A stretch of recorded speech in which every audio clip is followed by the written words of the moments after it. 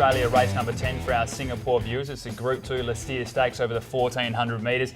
A lot of these horses have been going head to head, and I'm really excited again about the battle of Blackheart Bart and Winkin' a Nod. It came right down to the line, and I think, as I mentioned, Blackheart Bart was behind for a good 50 metres, both after the post and before the post, and yet that it only won at one stage. And at the centimetre that counted, it got its head down. But that's Blackheart Bart. He's just a winner. And what I really like about this race now as well is we have to take in some soft track form, and that, I think, can lean us one way as well. Before we get into it, let's take a look at the replay now. Bandana G, a dream run came the way of Hazabeel on the rail. A length Royal Rada. Here's Winkin' a Nod and Blackheart Bart letting down as well. Resonates the leader. Fuchsia Bandana can't get to him, but here comes the big fellow. Blackheart Bart with Winkin' a Nod with 100 to go. Blackheart Bart, Winkin' a Nod in the middle. Gather up, Resonates. They go to the line, little in it. Blackheart Bart. Methodical performance there by Blackheart Bart, getting the job done, putting the head right down, the perfect moment. But Winkin' a Nod, look, she was excellent. I don't think many people expected her to be up to that level, but she certainly looks like she's ready to go to the next stage. And if we get the rain that's expected, 4 starts on a soft track for 3 victories and a second as well, the barrier is perfect. She will be very hard to beat if it's wet. Yeah, if she jumps ahead of Blackheart Bart, then we have a similar speed map as before, but I think with her ability to swim through that wet ground, I think she'll be the one to beat. I guess outside of those two, we're all wondering what we're going to see from Delicacy first up. Recent trial was brilliant. The one before was solid before that injury. Also undefeated on soft track, so if it's a bit wet, then it will enjoy this.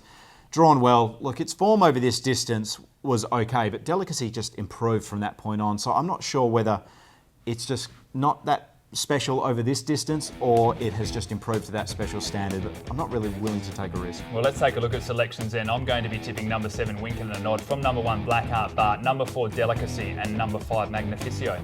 I'm 7 Winkin' a Nod from 1 Blackheart Bart, the 4 Delicacy and the 6 Fuchsia Bandana. I'm forgiving that last one. Race number 6 is Australia race number 11. It's over the 2200 metres, and a lot of the time when we do staying events, we don't really look forward to them too much. They're a bit of a raffle. You don't know what to get, but I'm excited about this one. Yeah, it's a good one. I think we have 2 form lines probably at the head of the others, but other horses have been competing well, dropping down in class. Yeah, it's a very open race. Well, one of those horses that's been going well in recent times is Success Story. You have a look at the form lines before that, being at Broome by 156 lengths combined. Since then, 3 victories in a row, and we're going to take a look at one of those now. Success Story ran to the lead around the turn and kicked 2 in front from Top of the Wazza. Dane Click, Success Story, 200 from home. Top of the Wazza, here comes Ahmed, Military Service. Then Dane Click, Success Story with 100 left to go, still in front. Military Service, Top of the Wazza, trying to run him down, but it's another one for Success Story. Success Story Yeah, you're right, though. Obviously, we're feeding this horse mangoes because it quite clearly didn't handle those conditions up there, and down closer to home has been outstanding. Look, the class issue still remains, though. There's a couple of horses in this race who are proven. I guess like the 3 Tonto, and the Forgotten One is certainly on the rise. Well, we were both really keen on number 3 Tonto last start. William Pite takes the ride here. I don't mind it when he gets up to this type of distance. I think it's got that turn of foot and it's able to stay on nicely. What's your thoughts going into the race? Yeah, look, I think Pike on board from a inside, I guess a midfield barrier is a positive. Like, no disrespect to Jason Whiting. He was dreadfully unlucky, caught in races with absolutely no tempo in. But I just think the barrier that Pike has drawn now, he'll be able to put this horse into a solid position. He's the leading rider in the state for good reason. Number 7, the Forgotten One, you mentioned about the form lines. It's drawn really nicely in barrier 3. And what I like was last start I had a few concerns about the gap between the run. It showed that it still had it, and now it backs up again quicker, being by Blackfriars. This 2200 metres should be ideal. I think it looks very hard to beat. I completely agree. Was worried about that spacing of runs, but now off that fortnight should certainly be ready to run this distance out. Mild issue with the class about illuminated around there, but drawn well, it'll be right there. And the final one I'll ask you about as well is number 4, Who's to Blame. I think this runner will be the most suited if it is a soft track. Yeah, it was the one that had to chase up late to try and pick up Successful Spin, who was the runaway leader. Has the good soft track form, drawn well in career best form at the moment. Let's take a look at selections. I'm going to be tipping number 7, the Forgotten One, from number 3, Tonto, number 2, Badamajo, and number 4, Who's to Blame. 3, Tonto on top from 7, the Forgotten One, number 1, Uncle George, and the 5, Dane Click. Race number 7, it's Australia race number 13 for our Singapore viewers. It's the Ascot Gold Cup, of course, a listed race over the 1800 metres. And we have some very different form lines here, Ian. Some horses going around in 60 pluses and 66 pluses, and then ones that we saw come out of the Northern Cup as well. Yeah, we said it about Akadas earlier. This race is an intriguing look at just being a form analyst and maybe picking up a lesson from this, because we have the very low-rated Illuminated, who will likely start favourite against horses like Young Lionel that just won a listed race. So it's going to make an intriguing battle. Well, let's take a look at the listed victory of Young Lionel, because there are a few horses that come out of that race. It was a very good performance. It tapped the line strongly and got the win for Lou Luciani. Yeah, dropped out to last. 400 left to go. Rebel Sun involved in the dead heat last year in front. Won't be for long. Battle Hero put pay to him. And then Young Lionel starting to run on further back, jetting to London. Pike went to work on Battle Hero inside the 200 with Young Lionel coming at him. It's Battle Hero and Young Lionel fighting it out. Young Lionel levels up to Battle Hero. Pike got desperate. Young Lionel hit the front. He's got the upper hand. It's Young Lionel in the cup. Very good performance by Young Lionel. Look, his campaign has been fantastic recently. Drawn a little awkwardly, but this horse can run on from back in the field. And look, I think it's the one to beat, but I'm really not confident because Illuminated is throwing a major spanner in the works. Well, number 10, Raising Dubai as well. We'll get to Illuminated in a second. Raising Dubai, good soft track form. Not great at Ascot. Yeah. How have you weighed it all up to finding how you think it's going to go in this run? Because it has been in career best form leading up to this. But just probably that last run was a little bit disappointing, and no doubt there's a few doubts for some people. I won't say that sentence ever again, but you're right, the soft track form might be able to overcome that, but there's just a few doubts there for me. Now tell us about Illuminated, because I think you'll have some really good points regarding this horse when you have a look at the form. I like it because I think it's better than it makes out to be from its past record. Tell us what you think when looking at this race from an analytical perspective.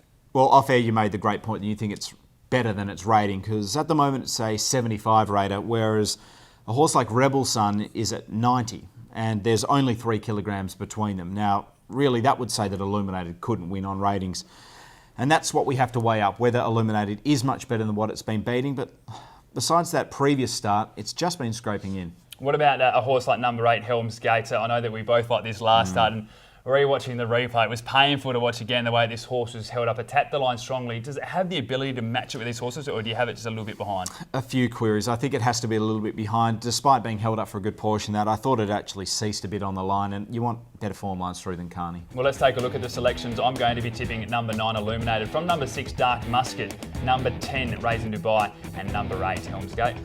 Going with the ratings for Young Lionel on top, from 10, Raising Dubai, the 9, Illuminated, and number 6, Dark Musket. Race number 8 is Australia race number 15 for our Singapore viewers, and I think again the Cerise and White will be well supported in the final race of the day. No doubt Neverland will be very hard to beat, and that last performance was brilliant, but I've got a few abstract comments to make about this galloper, which might make not a lot of sense, but we'll just have to see what happens after the race. Well, I look forward to hearing those not make sense comments after this replay. Let's take a look at the first up victory. 4 deep. Proper Andy's put in its run.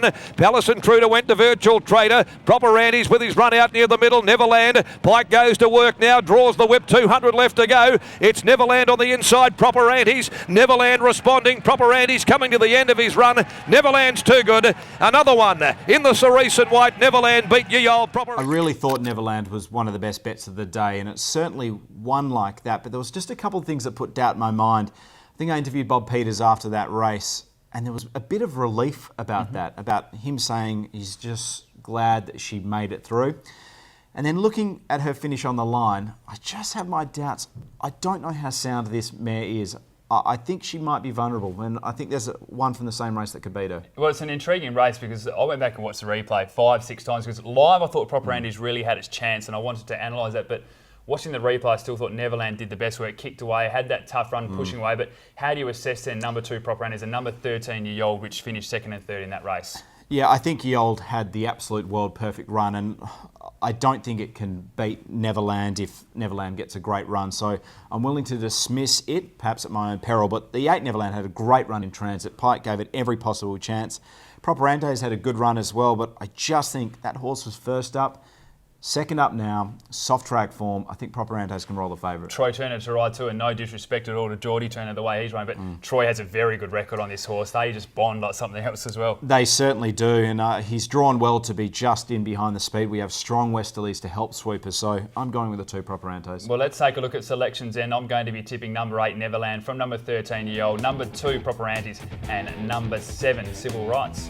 going the 2 Properantes from the 8 Neverland, number 10 Dancing Express, and number 6 Highly Secret. Well, it's time now to take a look at the best bets. I'm going to be tipping race 6, number 7, The Forgotten One, and race 8, number 8, Neverland. I'm going to try and get it done early with race 1, number 2 Prophet Street, and race 2, number 8 Celebrity Dream. And some great racing again at Ascot, of course. For all the future information, perthracing.com.au. You can book your tickets early, make sure you get some of the functions, and follow us on social media for all of the updates throughout the day. Yeah, absolutely. Watch its space. We're getting a bit more proactive in that realm, especially on Twitter. So, yeah, stick with us. We'll get there. Hopefully we found a couple of winners for you throughout this card, and we'll be back next week with another edition of Box.